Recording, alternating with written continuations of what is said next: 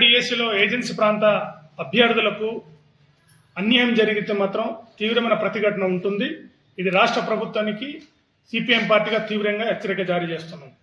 రాష్ట్ర ముఖ్యమంత్రి గారు పదే పదే రిజర్వేషన్ ఇస్తాం, 100% రిజర్వేషన్ ఇస్తామని చెప్పి ప్రకటన చేస్తున్నాడు. కానీ ఆచరణలో మాత్రం అది కనిపించడం లేదు. కాబట్టి రాష్ట్ర ముఖ్యమంత్రి గారు తక్షణమే 100% రిజర్వేషన్ మీద ఒక రూట్ మ్యాప్ ప్రకటించాలని మేము ప్రభుత్వానికి విజ్ఞప్తి చేస్తున్నాం. దానికి ముందు గిరిజన సలహా మండలి టీఎస్సీ ఏర్పాటు చేసి మెగా డిఎస్లో పేర్కొన్న సుమారు 5,000 గిరిజనుల పోస్టుల్ని ఈరోజు హోల్డ్లో ఉంచి తర్వాత రిజర్వేషన్ ఇచ్చిన తర్వాత రిక్రూట్మెంట్ చేయాలని చెప్పి కూడా ప్రభుత్వానికి ఈ సందర్భంగా మేము కోరుతున్నాం.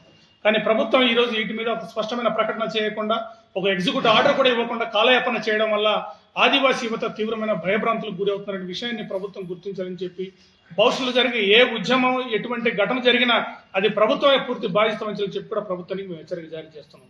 ఇదే కాదు, రాష్ట్ర ముఖ్యమంత్రి గారు ఏజెన్సీ వచ్చిన సందర్భంగా ఎన్నో కొన్ని ప్రయోజనం ఉంటుంది గిరిజనులకు అని చెప్పి ఎంతో కొంతమంది ఆశించారు.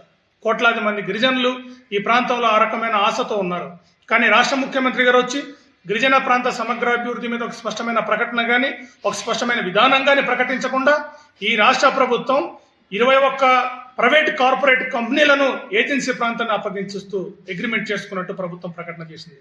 అంటే ఏజెన్సీ ప్రాంతంలో ప్రైవేట్ కంపెనీలు, కార్పొరేట్ కంపెనీలు రావడం అనేది రాజ్యాంగ విరుద్ధమైనది. 5వ షెడ్యూల్డ్ ప్రకారంగా 1/70 చట్టం ప్రకారంగా ఈరోజు ఇక్కడ రాకూడదు.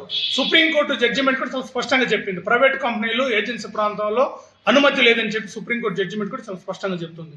అయినా రాష్ట్ర ముఖ్యమంత్రి గారు పదే పదే గిరిజన ప్రాంతంలో 4PP పేరుతో గిరిజన ప్రాంతాన్ని మొత్తం ఈరోజు కార్పొరేట్ కంపెనీలకు అప్పగించడం కోసం కుట్ర చేస్తున్నారు. ఇది సరైన చర్య కాదని చెప్పి మేము కోరుతున్నాం. ముఖ్యంగా కాఫీ, టూరిజం రంగాల్లో ప్రైవేట్ వ్యక్తులందరూ ఇక్కడ వస్తే ఈ ప్రాంతం ఈరోజు నాశనం అయిపోయే అవకాశం ఉంటుంది.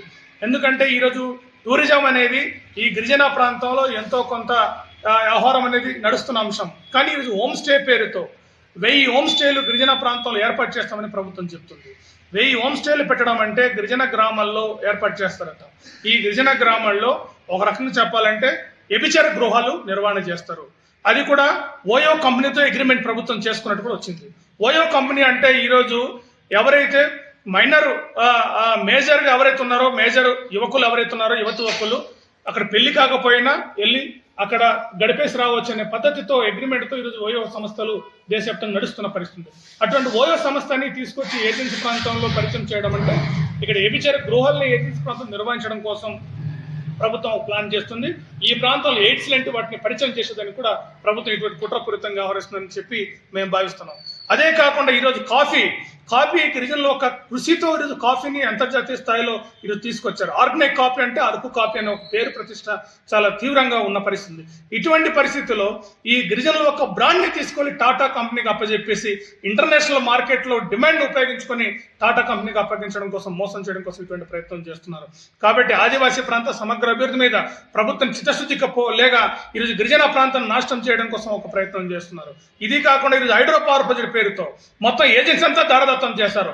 ఒక నయోగా కంపెనీకి, అదాని కంపెనీకి, సిడి సాయి కంపెనీకి ఎన్నికల్లో ఎవరైతే కోట్లాది రూపాయలు ఈరోజు కూటమి ప్రభుత్వానికి స్పాన్సర్ చేసిన వ్యక్తులు ఎవరైతే ఉన్నారో వాళ్ళందరికీ ఏజెన్సీ ప్రాంతాన్ని మొత్తం అక్రమంగా రాసి చేస్తున్న పరిస్థితిని మేము చూస్తున్నాం.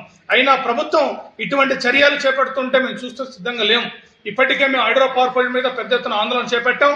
మొన్న ఆల్రెడీ ఆ లోతర ప్రాంతంలో హైడ్రో పవర్ ప్రాజెక్ట్ కంపెనీ ఒక సర్వే దిమ్మల్ని బద్దలు కొట్టాం. రేపు అన్ని ప్రాంతాల్లో కూడా హైడ్రో పవర్ ప్రాజెక్ట్ ఒక దిమ్మలన్నీ బద్దలు కొట్టి ఆ భూములన్నీ కూడా గిరిజనులకి అప్పగించడం కోసం సిపిఎం పార్టీ సిద్ధంగా ఉంది.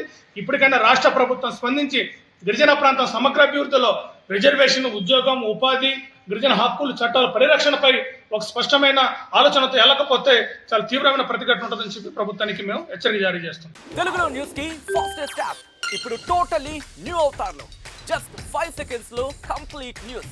సోషల్ మీడియాలో ట్రెండ్స్ కి one stop solution. Live TV app voice search option తో ఇప్పుడే డౌన్లోడ్ చేయండి లేదా అప్డేట్ అయిపోండి. యాప్ లింక్ డిస్క్రిప్షన్ లో ఉంది.